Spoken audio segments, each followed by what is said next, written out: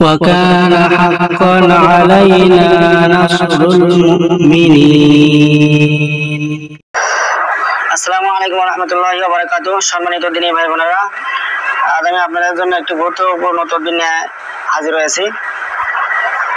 আজকে তদবিরটি বিষয়বস্তু আছে, আমরা রোগীকে চোখ বন্ধ করে তার যে দুষ্ট জিন আছে, তার যে জিনটা দূর থেকে ক্ষতি করা আসর করেছে, সেই আসর করা জিনটাকে রোগীকে দেখিয়ে দিতে হবে। আমরা ওই জিনের যে দূর থেকে করা জাদুগুলো, এগুলো আমরা কিভাবে নষ্ট করব, তাবিজ কিভাবে আমরা নষ্ট করব, এবং কুফরি কালামগুলো আমরা কিভাবে নষ্ট করব, এই বিষয়ে আজকে আলোচনা করা হবে ইনশাআল্লাহ। তো সম্মানিত দিনী ভাই বোনেরা, যখন জিন মানুষকে ঘুমের ভেতরে ডিস্টার্ব করে, সরাসরি গায়ে হাজির হয় না, কিন্তু দূর থেকে রোগীকে ডিস্টার্ব করে, ঘুমের ভেতরে সাপ হয়ে ভয় দেখায়, এরপর বাঘ হয়ে ভয় দেখায়, এরপর কুকুর, বিড়াল, এরকম বিভিন্ন প্রাণী আকৃতিতে তারা মানুষকে ডিস্টার্ব করে, ভয় দেখায়।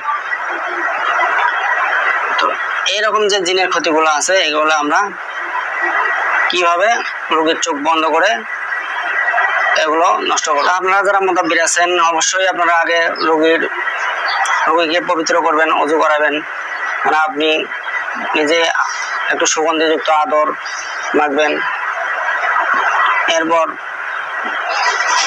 মুতাব্বির রোগী সামনাসামনি বসবে, মুতাব্বির থাকবে পশ্চিম মুখে আর রোগী থাকবে পূর্ব মুখে। এইভাবে সামনাসামনি বসার পর মুতাব্বির তার গাটাকে বন্ধ করে নেবে কোরআন কারীমে আয়াতের মাধ্যমে। এরপর রোগীর চোখ বন্ধ করে হাত দুটা এরকম করে থাকবে, রোগী এরকম মুট করে থাকবে এবং হাত চোখ এরকম করে বন্ধ করবে। চোখ বন্ধ করার পর মুতাব্বির চোখ খোলার যে আমলগুলো আছে এগুলো করবে। তো চোখ খোলার আমল করার পর চোখ যখন খুলে যাবে, তখন আপনারা রোগীর চোখ বন্ধ করে তার যে দুষ্ট জিন আছে এই জিনটাকে আপনারা দেখায়া দিবেন। তো যখন আপনারা জিনটাকে দেখায়া দিবেন, তখন রোগী সে জিনটাকে দেখতে পারবে বিভিন্ন আকৃতিতে, সাপ আকৃতিতে, কুকুর, বিড়াল, এরকম বিভিন্ন প্রাণী মানুষ আকৃতিতে সে দেখতে পারবে।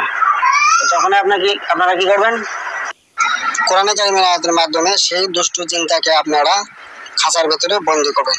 বন্দী করার পর তার সঙ্গে কথোপকথন করবেন, সে কোথায় কুপুরি করেছে, কি কি সমস্যা করেছে সবগুলো শুনবেন।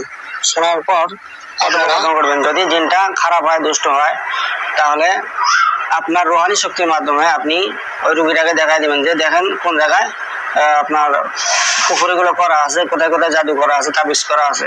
তো রোগী যখন দেখতে পারবে সবকিছু, তখন আপনারা কি করবেন, বলবেন যে দেখেন আমি ওই কালামগুলা, আমি ওই কুফরি কালাম অথবা তাবিজগুলো আমি আগুন দিয়ে জ্বালে দেব। তো যখন জ্বলবে আমাকে বলবেন, যখন ছাই হয়ে যাবে তখন আমাকে জানাবেন। এরকম করে বলার পর তো কি আমি কুফরিগুলো বাস্ট করে দেব, নষ্ট করে দেব।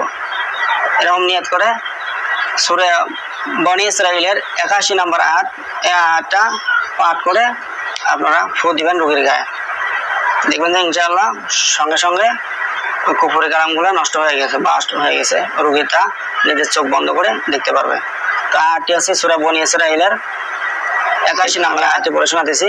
আউযু বিল্লাহি মিনাশ শাইতানির রাজিম, বিসমিল্লাহির রহমানির রহিম। ওয়াকুল জাআল হাক্কু ওয়া যাহাকাল বাতিল ইন্নাল বাতিলা কানা যাহুকা। এই আয়াতটি আপনারা 3 বার করে রোগীর গায়ে ফু দিবেন। দেখবেন যে ইনশাআল্লাহ তার যে জায়গায় জাদুগুলো করা আছে এগুলো কেটে যাবে। তো এইভাবে আপনারা জাদুগুলো কাটবেন। এবং জিনে সরাসরি রোগীর শরীরে উপস্থিত হয়ে যে জাদুগুলো করে, এই জাদুগুলোই এই আয়াত দিয়েও কাটা যায়। তো আপনারা সূরা ইউনূসের 81 নম্বর আয়াত এবং বনী ইসরাঈলের এই 81 নম্বর আয়াতটা আপনারা প্রয়োগ করবেন। দেখবেন যে জিনের জাদু নষ্ট হয়ে গেছে ইনশাআল্লাহ। আশা করি সকলে আপনারা আমলটি বুঝে ফেলেছেন। তারপরে ভাইয়েরা, যে ভাই বোনেরা আপনারা আমলটি বোঝেন নাই, কোন জায়গায় বোঝেন নাই, আমাকে কমেন্ট করে জানাবেন। আমি আপনাদের কমেন্ট উত্তর দেওয়ার চেষ্টা করবো ইনশাআল্লাহ। আর আপনারা যারা